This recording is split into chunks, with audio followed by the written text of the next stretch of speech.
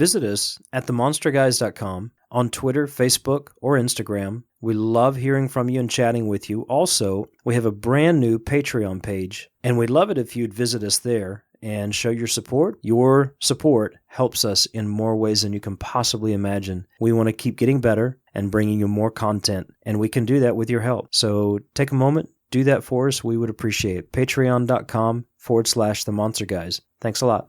The Monster Guys present a Yokai Podcast presentation, bringing to life, through short stories and informative discussion, the strange, the beautiful, the whimsical, and the mystery of Japanese yokai.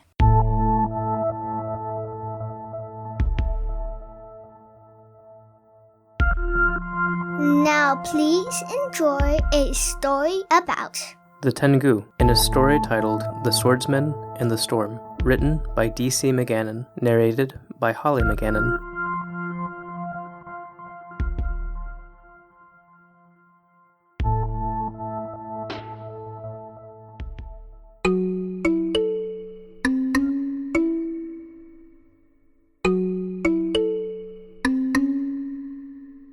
In the town of Hirazumi, there was a man who had lost his way. Through the years, his life had become a series of misfortunes, leading to his latter days being filled with misery and contempt, pride and great loss of those close to him, stagnant anger due to the past he was unwilling to let go of, poor decisions leading to a loss of material wealth, and yielding to destructive thoughts and behaviors all led the man to an emptiness and darkness that consumed him. The people of the village watched over time as his life unraveled into a shameful display of bitterness, drunkenness, and often public outbursts of aggression. Ultimately, his family and friends disowned him, and his provisions became scarce. He found himself on regular occasion having need to beg for daily sustenance. In every way he became lost, hungry, lonely, and despondent. The man woke one early winter morning with a deep emptiness in his heart and an aching in his soul. He decided that he had lived with enough grief and would simply wander into the forest, never to return to his life in the village again. So he dressed himself as finely as he could manage, and with what he had left of his garments, strapped on his sandals, which were every bit as new and sturdy as when he had first bought them, as most days he walked barefoot and took no care to attend to his feet. Having prepared himself, and finding the energy to prepare one last cup of tea, he drank it and made his way outside. "Oh my!" exclaimed a walker by. "Give haste to our steps and steer away from that man." "He is disgraced, a beggar," remarked another loudly. "He is drunk with himself and his pride. Give him no heed." A mother and her 2 children quickly crossed the street to avoid contact with the man. "Come, my children, look away, and hurry across now." People continued to turn a cold shoulder and a wayward eye toward him as they shuffled past, giving wide berth so as not to even breathe the air around the man. Now sober, he hung his head in shame as he realized just how low his life had fallen. Taking a long, deep breath, he made his steps toward the forest edge, and looking back only once, with a great longing gnawing at the center of his being, he entered the shadows of the forest. As he entered, he stepped from a bright world of warm light in late morning into a canopy of darkness, and coldness, and fear. He had played in this very forest as a child, and taken walks with his family at times on the open trails here, and had no memory of this place being so lonely, dark, or filled with such despair. The severity and depth of self-doubt, dejection, and utter bleakness was matched only by what he felt was reflecting back from his own soul. The deeper he walked into the trees, the more apprehensive and anxious he became. After what only seemed like moments, he found himself surrounded by the suffocating thickness of the trees, and having noticed that he was no longer on any path, he stopped and listened and steeled himself against the emotion that was welling up inside him. "This is no time to give in," he thought to himself. "I have come here to die, and I will not look back." In that moment he thought he heard a whisper, "No." He rubbed his eyes and shook his head, then heard the whisper again, "Your life is not your own. You belong to me." "I'm mad," he blurted out. "Have I really fallen this far to go insane and hear voices? Truly, I have become the scourge of the earth."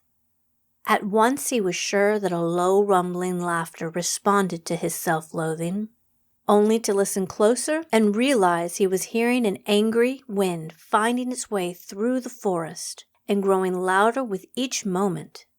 In no time, the tempest was upon him. He strained to squint, looking for shelter from the sudden storm, but then what he saw gave him even more concern. The man realized he was no longer in a forest of trees, but rather surrounded by thick bamboo, knocking and beating against the wind with an ancient rhythm that seemed to reach inside him and shake him at his center. This continued for some time, until he finally opened his eyes, finding no need to squint or shield from the dust or wind, observing the chaos happening around him.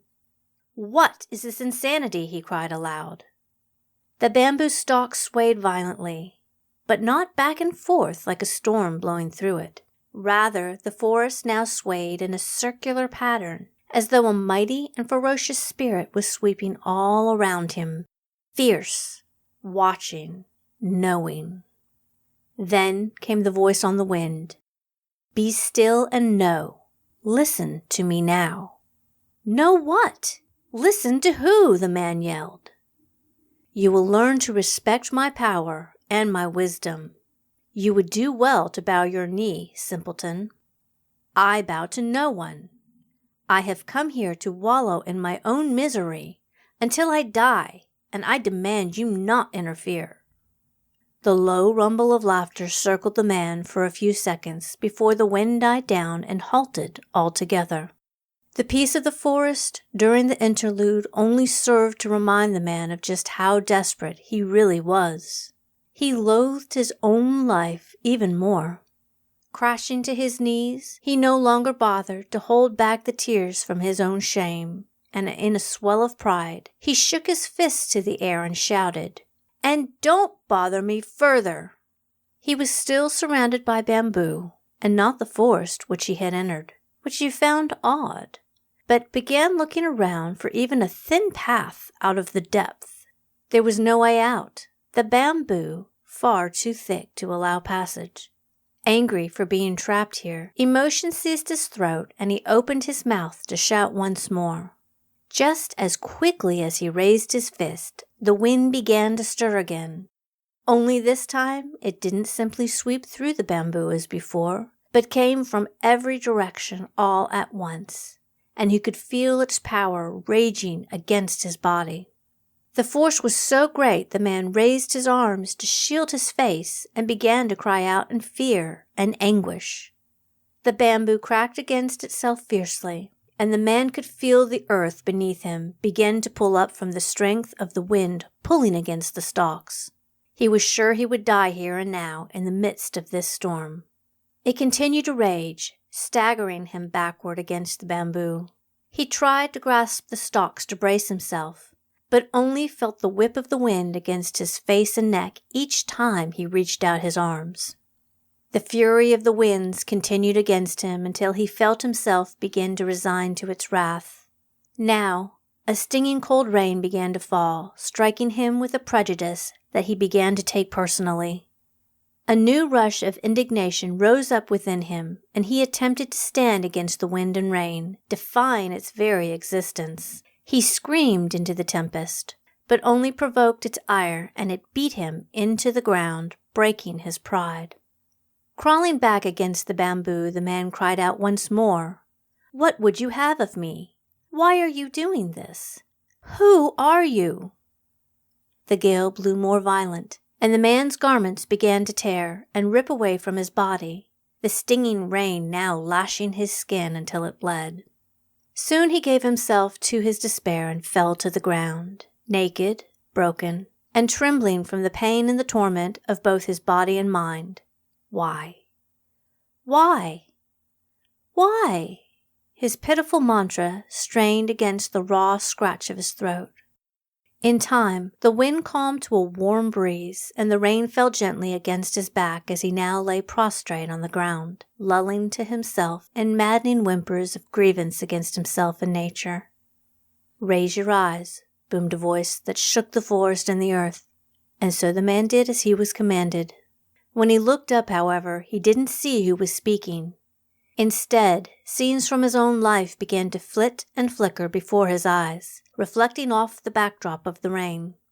Moment by moment, the scenes told a story of a man who was once happy, full of life, and surrounded by all those he loved. He watched as the reflection of his life became dismal and depressed. Unhappiness crept in, then bitterness, then anger. It all led to what seemed like a life filled with misfortune, adversity, and bad luck. The man realized, however, that it hadn't always been so. "Where did I go wrong?" he pondered, whispering to himself. "Where you went wrong no longer matters. Where you are going is what you must now decide." The voice that moved the wind and rain, and which conjured the visions the man saw against the backdrop of the rainfall, drew closer. Its owner emerged from the midst of it all to stand over him, towering, such presence difficult to behold. The man dared not look at what he could only believe to be a god standing before him. "Stand and choose your path," the voice, still fierce, hinted at grace, if only for the moment. The man stood, head lowered, and said, "I do not know what you mean. I have chosen a path that has led me here. What more is there for me?" "Look upon me, my son," the voice beckoned. Fearful, the man strained his gaze toward his tormentor, who now seemed to be his savior. As he gazed upon the being, he became even more fearful. Draped in the simple yet elegant robes of a monk, the being stood as a man, but, indeed, was no human.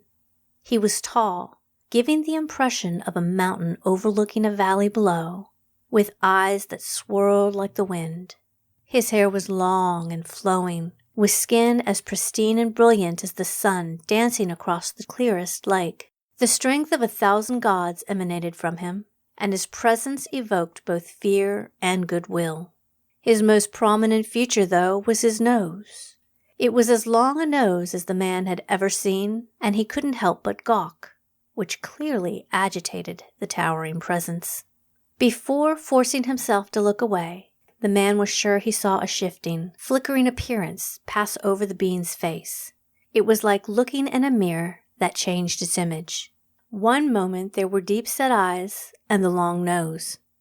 The next moment he was gazing upon an image that could only be described as an ancient bird-like dragon, with a beak that looked as though it could crush an entire village, and the blackest of eyes that twisted with a vengeance that spoke of madness and guile. As time shifted from one moment to the next, so the image of this great being changed once more to a human-like appearance with the long nose. And there it remained as the figure frowned back at the man with a gentle warning. "Choose your path." What choices are before me? Put simply, you can continue on your current path and wander this forest lost until you die. Or you can gather your garments, clothe yourself, and follow me on a path of training and testing, as many other great men have done before you. The warning is this: on both paths you will lose yourself, but only one path will lead you to find yourself. Which one? That is for you to choose. Neither path will be easy, but you must choose. How do I know which path is the right one? Your heart already knows. Now make your decision. Do not tempt me with more questions. My patience wanes. The man crouched down and smoothed the dirt at his feet. I have lost so much, and I am no great man. The wise being replied, all men are destined for greatness. Only a few pursue it. Careful what words you speak next, for it will determine your fate. The man swept the dirt beneath him again and then wrote something there with his finger. As he smoothed it over a last time, he reached out and picked up his robes. He stood, covered himself with his tattered garments as best he could, and gazed into the being's eyes, which were like the deep ocean set against the mountain peaks of his cheekbones and sturdy brow. I will follow. A great wind brushed away the bamboo and the forest like chaff. In an instant they stood, transported, atop a mountain peak bathed in the sun, where a staff and a sword lay before them. Then the great being spoke. Your life now belongs to me, and I will test you and train you for the remainder of your days. Limit your questions, as they will all be answered in time. Plant your feet in the side of the mountain now, and I shall teach you to breathe. I already know how to breathe. Man, with as much as you open your mouth to speak, you have no concept of breath. Now plant your feet. Will I ever see my family again, or return to my village? If you continue querying in this manner all the time, I will be tempted to return you to the forest and leave you there in your despair. I cannot speak at this time of your family or your home. What I can speak of is that if you don't plant your feet and shut your mouth, I will make you wish for the tempest that battered you in the forest. With that, the man planted his feet and stood there. He waited, looking eagerly at the great being, but his new master only shut his eyes. Though anxious, the man followed his lead and continued to wait. It seemed like hours before his mind finished wandering, becoming aware of his own breath and how it moved in and through and out of his body. Perhaps it was hours later, or days, or months, that he began to understand its power, its healing, and just how shallow he had been in his life.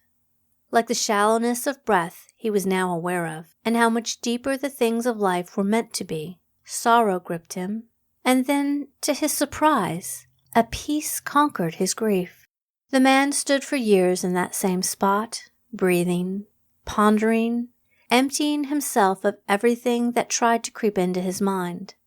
The rock and grass and dirt had grown up and around his feet, all the way to his knees, as time itself became a distant memory. Then the great being seemed to stir and wake once more, and reached down to pick up his staff.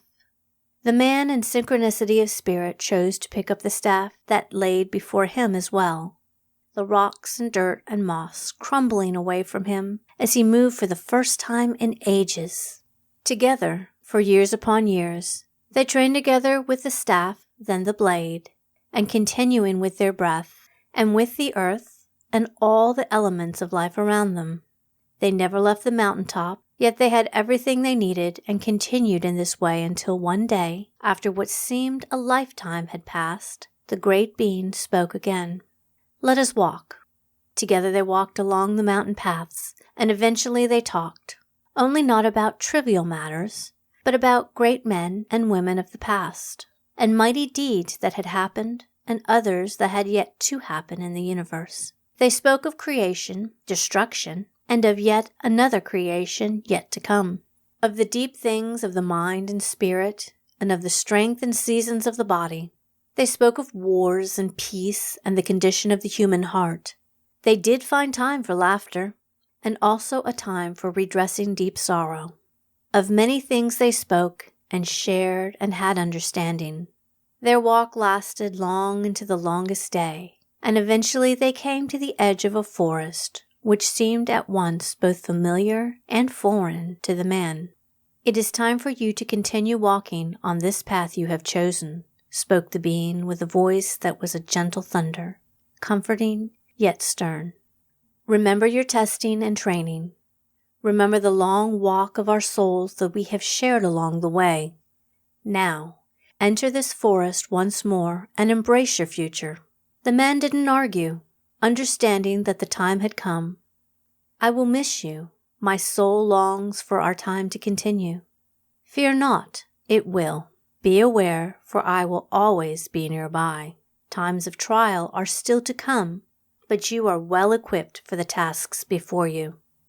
With those words, the being was no longer standing next to the man, and the man knew the next steps were to be his own. He walked forward toward the tree line, passing through.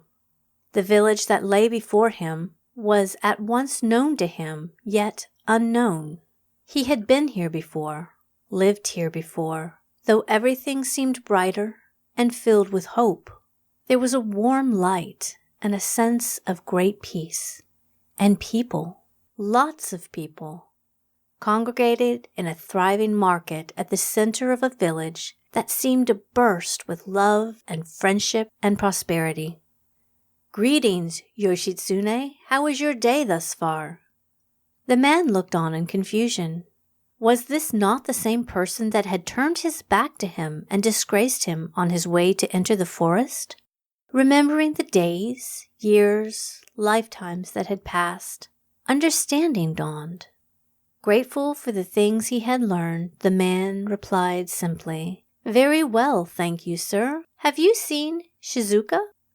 "Oh, yes, my lord. She is just over there trading for fruit."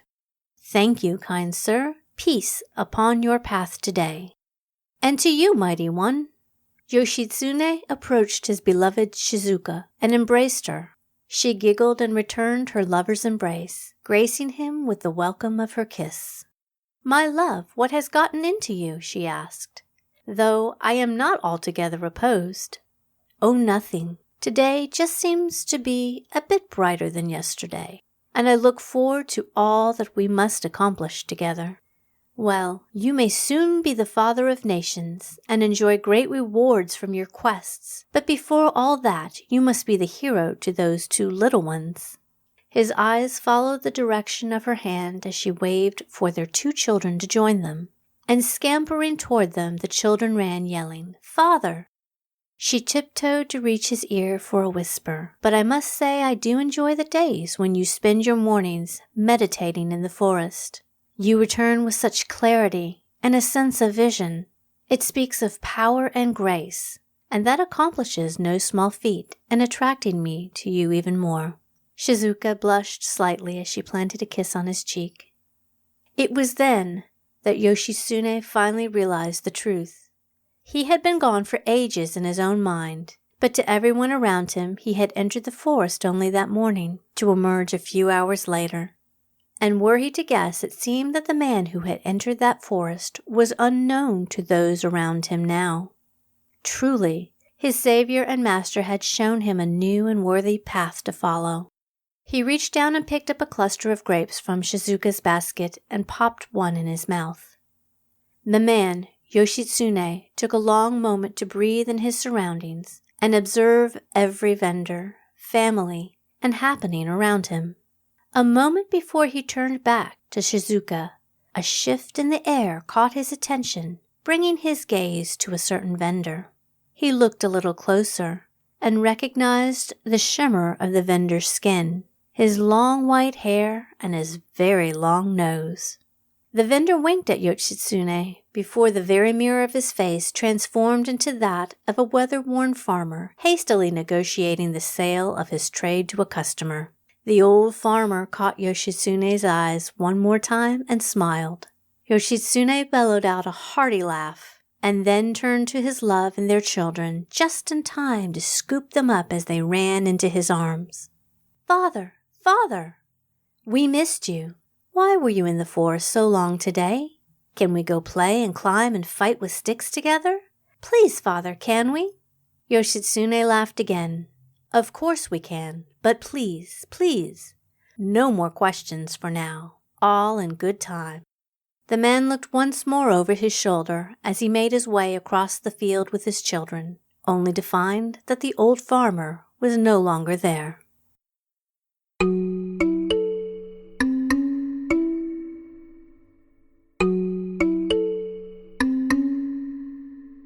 When you told me you were writing a story about the Tengu, this is, in a pleasant manner, not quite what I expected. I was expecting the more mischievous side, the more almost evil at times side that you see from the Tengu and the Kotengu, but you actually took this in a very different direction with the Dai Tengu, and a very specific one at that. And just to go back briefly and help people understand those terms who may have never heard those, there are different types of Tengu, and one is the Kotengu, one is the Dai Tengu, two primary classifications that we talk about and that are featured in this story. The Kotengu has more bird-like features. They're smaller, they're, like you said, more mischievous, and I believe are the ones that were commonly associated with the negative activity and behavior toward Buddhism and Buddhist monks, and the Dai Tengu would be considered a greater Tengu. And a lot of the masks and pictures that you see throughout Japan, a lot that you'll find online and in books and everything, with that red face, the little box on top of his head, the long nose, very tall. If you see the entire figure, he could be very tall, very powerful, often carrying fans, dressed in monk robes. That is the Dai Tengu, or the greater Tengu. Tengu, in its translation, means divine dog. And there's a lot of discussion about where that translation comes from. And I believe it goes back to a Chinese translation from a dog-like Chinese demon. Some have said that it goes even further back from there. Some have said that it's a combination of several different translations from various cultures into what we now have Tengu, or translated heavenly dog. They're a very popular and legendary creature in Japanese folklore, and is actually my favorite creature or character in the world of yokai. So when I approached writing the story, I kind of wanted to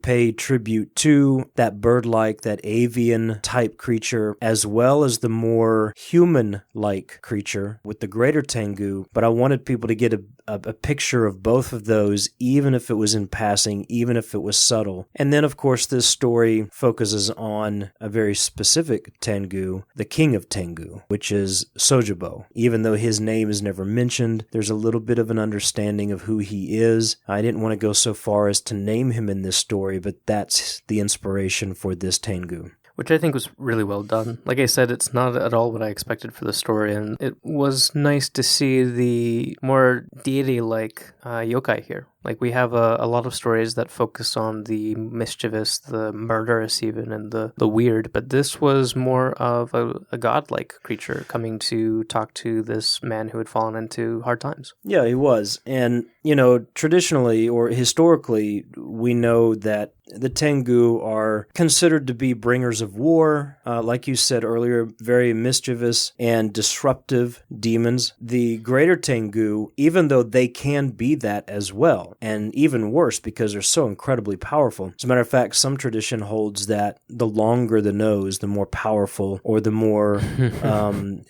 wizened that particular Tengu is. So it's a very interesting feature to follow if you're looking at photographs, or I say photographs. If you have a photograph of a Tengu, please share illustrations and everything. But a lot of the historical, like the avian Tengu, the Kotengu, were disruptive demons, but the Dai Tengu is considered a god by many. There's even a religion that's, and possibly several religions, I'm not sure, that is inspired by and surrounding the idea of the Tengu. And that particular form isn't always disruptive, isn't always bringing war, but is known to be very wise and a bringer of peace. And I think you see that in this story, that there is a dual nature there that could easily be tapped depending on the response to that Tengu. Yeah. Of course, Tengu, there were ways to confuse them, to defeat them, but particularly dealing with this Tengu, I didn't want to present a lot of that and confuse or confound the story, but I wanted to be able to have a clear picture that there was a purpose for this Tengu making his appearance the way he did. And though he could be fierce and brutal, he could also be peaceful and show a better way. Yeah, and I think you see that, and you do it in such a way that it doesn't take away from the main character,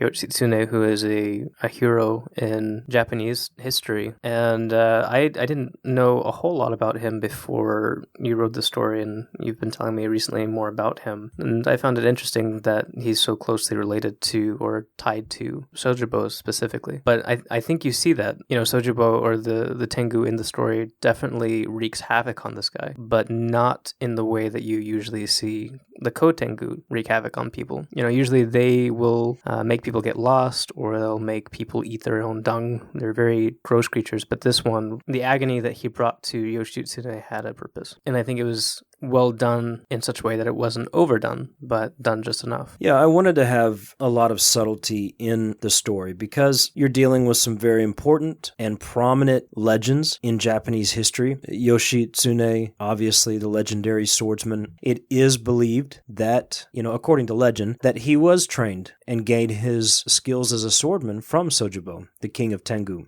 And so what I wanted to do was place this particular story in such a time that we don't muddle the actual history of his life or his family, but set that a little bit ahead of that so that perhaps this is an alternate view of how that legend came to be. So I wanted to incorporate several different aspects of both the Tengu and Yoshitsune's life, even to the aspect of borrowing a name from one of his lovers in history and kind of foreshadowing a life yet to come as a great warrior. And some believe, though it's been largely discredited, that perhaps he went on to found other nations. So all of that kind of coupled in there to tell this story with a bit of meaning and with a bit of purpose instead of just a disruptive little demon coming to trip up a Buddhist monk on his way.